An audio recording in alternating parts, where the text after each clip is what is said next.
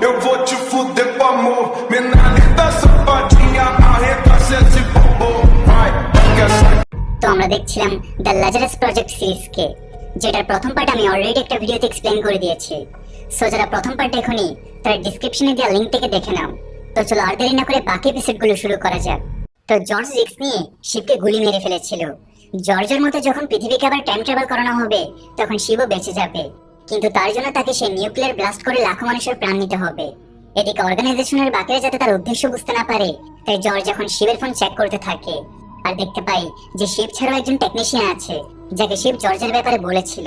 তাই সে এখন তাকেও রাস্তা থেকে সরানোর জন্য শিবের ফোন থেকে মেসেজ পাঠায় যে তাকে এখনই ড্যানিসের কাছে যেতে হবে।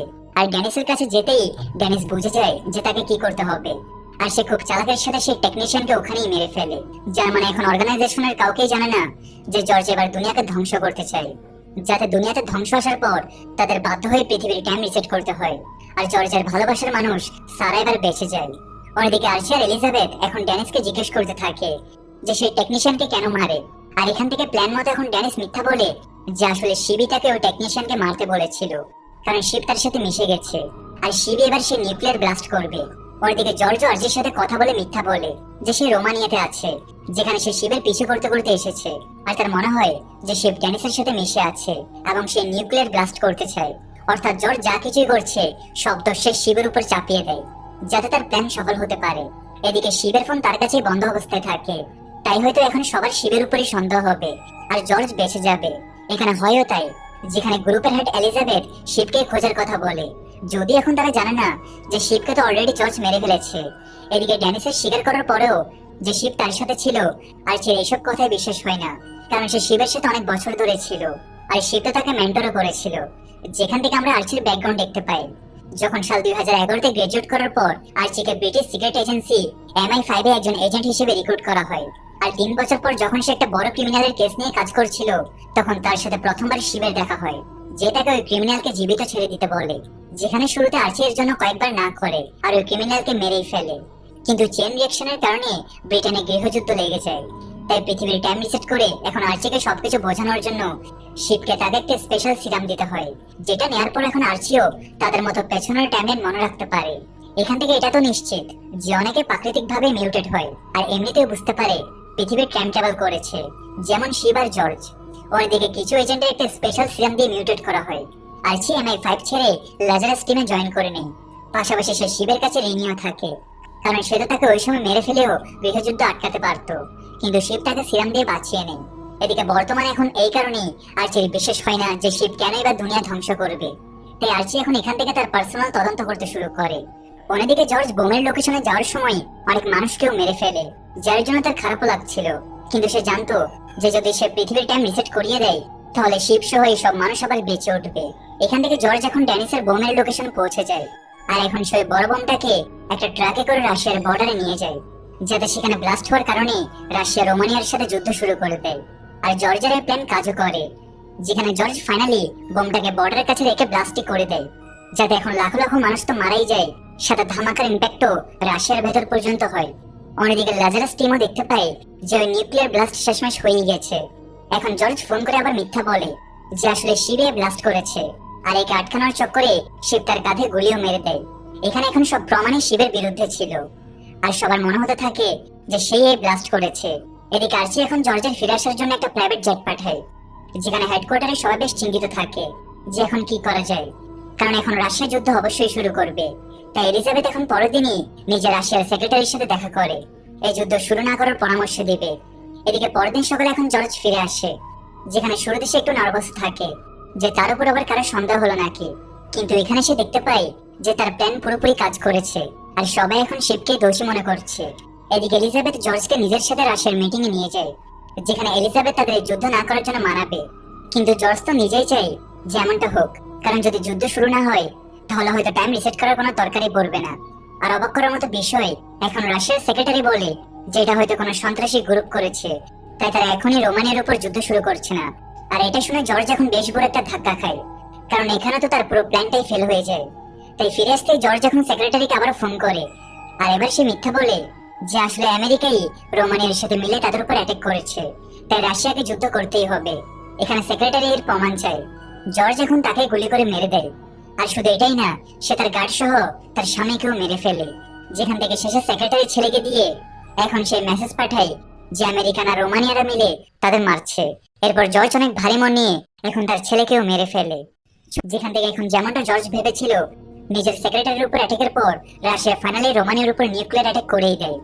যেখান থেকে ফাইনালি এখন এলিজাবেথ অর্ডার দেয় যে তাদের পৃথিবীকে আবার টাইম পেছনে নিয়ে যেতে হবে। আর এবার তারা ড্যানিস আর শিপ দুজনকেই শুরুতে ধরে ফেলবে, যাতে নিউক্লিয়ার ব্লাস্ট না হয়। যেটা শুনে ফাইনালি জর্জ অনেক খুশি হয় যে তার সারা এখন তার কাছে থাকবে। আর এখান থেকে এখন আবারও পুরো পৃথিবীকেই টাইমের পেছনে নিয়ে যাওয়া হয়।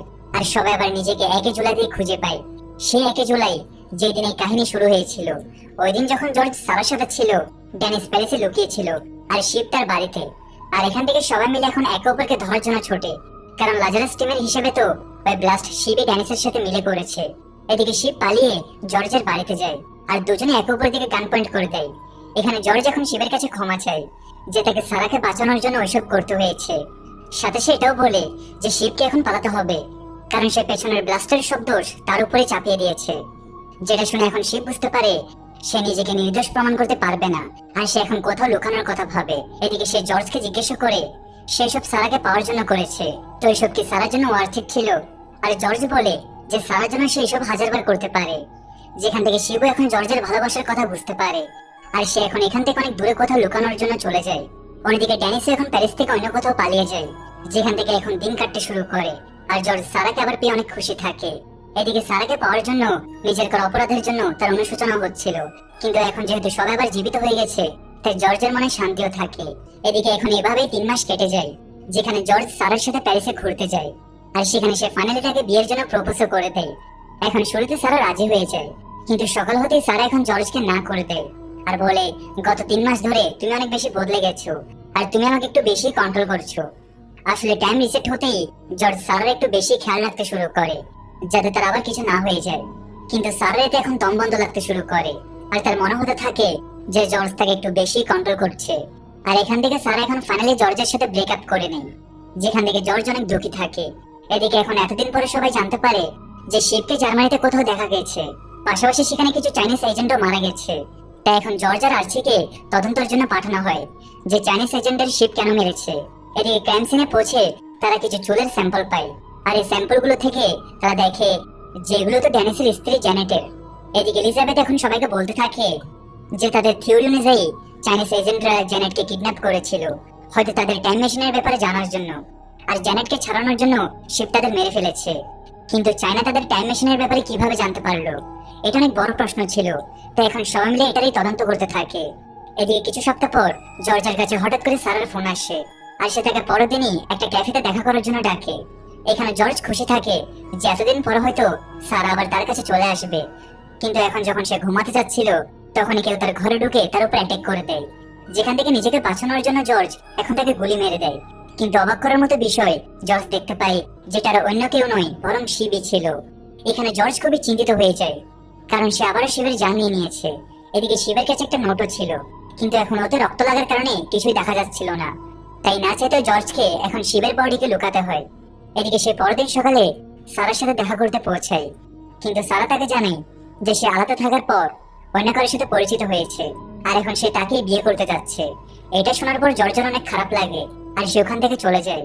এদিকে জর্জের লাইফ থেকে সারা এখন পুরোপুরি চলে গেছে, যার কারণে সে আগামী অনেকদিন পর্যন্ত মনমরা থাকে। এদিকে আর্চি গত 3 সপ্তাহ ধরে চাইনিজ এজেন্টের মিশনে ছিল, কিন্তু ওখান থেকে তার কোনো রিপ্লাই আসছিল না।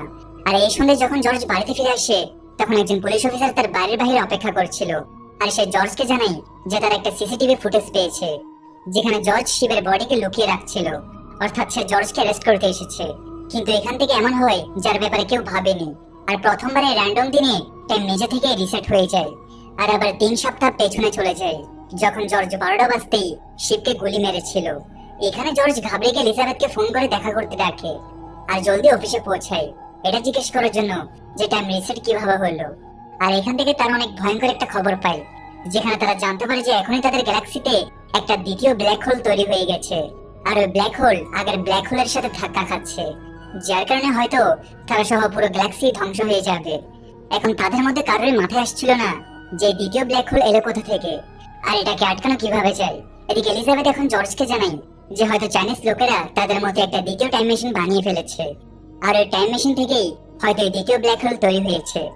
আর এই কারণে তারা সবাই এখন 3 সপ্তাহ পেছনে টাইম ট্রাভেল করে গেছে, এবারে তাদের টাইম রিসেট করা ছাড়াই। কারণ তারা নিজেরা তো দুটো চেক পয়েন্টেই 1 জানুয়ারি বা 1 জুলাইতেই টাইম রিসেট করতে পারে। শুধু এটাই না, আরো একটা টাইম মেশিন থাকার কারণে এখন তাদের পৃথিবী একটা টাইম লুপে ফেসে গেছে। অর্থাৎ যতক্ষণে ব্ল্যাক হোল ধাক্কা খাচ্ছে, পুরো পৃথিবী এই পেছনের 3 সপ্তাহকেই বারবার রিপিট করবে। যেখানে আর্চি সাংহাই গিয়ে একজন চাইনিজ এজেন্ট জাংকে খোঁজার চেষ্টা করে, যাতে সে চায়নার টাইম মেশিনের ব্যাপারে জানতে পারে, যার কারণে পুরো ইউনিভার্স ঝুঁকির মুখে। এদিকে এখন 3 সপ্তাহ পূর্ণ হতেই যেহেতু এখন পৃথিবী টাইম লুপে ছিল, তাই আবারও টাইম এখন 3 সপ্তাহ পেছনে রিসেট হয়ে যায়, যখন জর্জ শিবকে গুলি মেরেছিল। এদিকে জর্জ এবার খেয়াল রেখে শিবের বডিকে নিয়ে যেতে থাকে, কিন্তু এবার তাকে সারা দেখেই নেই। যেখানে শুরুতে তার মনে হয় যে জর্জ একজন খুনি, কিন্তু এখন জর্জ তাকে থামে নিজের সত্যিটা বলেই দেয় যে আসলে সে এমন একটা সংস্থার মেম্বার যারা টাইম ট্রাভেল করতে পারে। আর এখান থেকে সেটাও জানায় কিভাবে সে নিউক্লিয়ার ব্লাস্ট করে সারাকে বাঁচিয়েছিল, যে জর্জ তার জন্য পুরো পৃথিবীকে বাজে লাগিয়ে দিয়েছে, সে তাকে আবার ভালোবাসতে শুরু করে। আর এবার দুজনেই 3 সপ্তাহ পর্যন্ত সাথেই থাকে। অন্যদিকে আর্চিও এই লোকগুলোতে এখন ফাইনালি ওই এজেন্ট জাং পর্যন্ত পৌঁছেই যায়, যেখানে শুরুতে জাং নিজেকে গুলি মেরে নেয়, কিন্তু লুপ রিসেট হতেই এবার দুজনেই ফাইনালি কথা বলে। আর জাং জানে যে সে নিজেও এই লুপের কারণে বিরক্ত হয়ে গেছে, আর সেও টাইম ট্রাভেলের ব্যাপারে জানে। এদিকে এখানে আর্চি এটাও জানতে পারে ওই রাশিয়ার ব্লাস্টে শিবের না, বরং জর্জের হাত ছিল। আর লুপ রিসেট হতেই আর্চি এখন জর্জের কাছে যায়, যেখানে ফাইনালি জর্জ আর্চিকে সব সত্যি বলে দেয়, কিভাবে তাকে সারাকে বাঁচানোর জন্য ওইসব করতেই হয়েছে। এখন সবকিছু জানার পর আর্চি তো অনেক রেগে যায়, কিন্তু এখন তাদের সামনে আরো বড় সমস্যা আছে, দুটো ব্ল্যাক হোলের ধাক্কায় ইউনিভার্স শেষ হওয়ার। তাই আর্চি এখন জর্জকে বলে যে তাকে পরলোকে যা কিছু হোক শিবকে বাঁচাতেই হবে। যেখান থেকে এখন লুপ রিসেট হতেই সামনের অনেকগুলো লুপে জর্জ শিবকে বাঁচানোর চেষ্টা করে, কিন্তু প্রতিবার লুপ রিসেট হতেই শিবের গুলি লেগেই থাকে আর সে মারা যায়। তাই জর্জ এখন তাকে বাঁচানোর রাস্তা খুঁজতে থাকে। আর একদিন তার আইডিয়া আসে, যেহেতু তার প্রতিবেশী একটা হাসপাতালের নার্স, তাই সে পরলোকে শিবকে বাঁচানোর জন্য তার সাহায্য নিতে পারে। এদিকে সে শিবের রক্ত লাগা পেপারে ল্যাবেও নিয়ে যায়, যেখানে সে দেখতে পায় এটার উপর তো জেনেটের হ্যান্ডরাইটিং এ টাইম মেশিন লেখা ছিল, কিন্তু এটার মানে কি কেউ জানে না। এদিকে লুপ রিসেট নিয়ে সে অনেক বিরক্ত হয়ে গিয়েছিল, কারণ তাকে প্রতিবার সারাকে সত্যিটা বলতে হয়। তাই জর্জ ল্যাব থেকে ওই সিরাম চুরি করে নেয়, যেটা কাউকে দিয়ে মিউটেট করা যেতে পারে। আর তাদেরও পেছনের টাইমলাইন মনে থাকতে শুরু করে। এখানে সেটা এখন সারাকে দিয়ে টাইম ট্রাভেলার সব সত্যি জানায়, যদিও সারা তাকে বিশ্বাস করে না। যেখান থেকে জর্জ ওই সিরামটা ওখানে সারার কাছে রেখে আসে। এদিকে এখন লুপ রিসেট হতেই জর্জ প্ল্যান মতো জলদি ছুটে তার প্রতিবেশীর কাছে যায়, আর তাকে তাড়াতাড়ি আহত শিবকে বাঁচানোর জন্য বলে। এদিকে তার এই প্ল্যান কাজও করে, আর শিবের অবস্থা এখন স্টেবল ছিল। অন্যদিকে ড্যানিস এখন নিজেই হেডকোয়ার্টারে গিয়ে পৌঁছায়, যেখানে সে এলিজাবেথকে জানায় যে এসব চাইনিজরা করেছে, আর যদি তাদের এই টাইম লুপ আটকাতে হয় আর ইউনিভার্সকে বাঁচাতে হয়, তবে আগে জ্যানেটকে খুঁজতে হবে, যাকে কেউ টাইমের পেছনে অর্থাৎ সাল 2012-তে পাঠিয়ে দিয়েছে। ওরদিকে সারা ফাইনালি ওই সিরাম নিয়ে নিয়েছিল, আর সে জর্জকেও জানায় যে তারও পেছনের লুপ মনে আছে, অর্থাৎ দুজন আবার একসাথে হবে। এদিকে এবার শিবও বেঁচে গিয়েছিল, কিন্তু এখন সবাইকে সাথে মিলে ইউনিভার্সকে বাঁচাতে হবে। আর এরই সাথে দ্য লাজারাস প্রজেক্টের প্রথম সিজন এখানেই শেষ হয়। দ্বিতীয় সিজন নিয়ে দেখা হবে পার্ট 3 ভিডিওতে। তো দেখা হচ্ছে পার্ট 3 ভিডিওতে। সবাই ভালো থাকো, সুস্থ থাকো।